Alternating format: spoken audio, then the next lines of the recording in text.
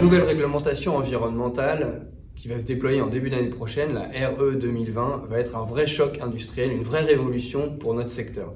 Effectivement, la France va être un des premiers pays au monde à non plus mesurer les kilowattheures économisés par un bâtiment, mais plutôt faire l'analyse fine du cycle de vie de chacun des matériaux qui constituera nos futurs projets.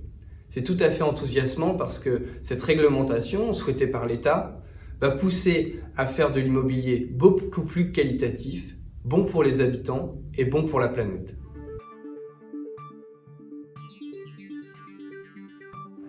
Le défi principal auquel nous avons à faire face est clairement la réduction de l'empreinte carbone de l'immobilier. Tout le monde le sait aujourd'hui, l'immobilier est coupable d'un tiers des émissions de carbone en France. Nous avons donc aujourd'hui collectivement le devoir de régler cet énorme problème de fond lié à notre activité. Et pour ça, il faut que nous déployions et que nous changions nos habitudes.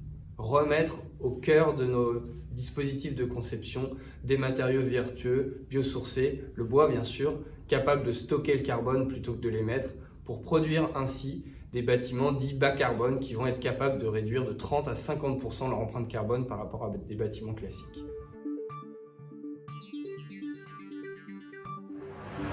Plus qu'une tendance, je pense que l'usage des matériaux biosourcés comme le bois sont en train de révolutionner l'immobilier. D'abord parce que c'est un matériau qui est capable de réconcilier à la fois des notions d'écologie et des notions de confort très élevées pour les usagers.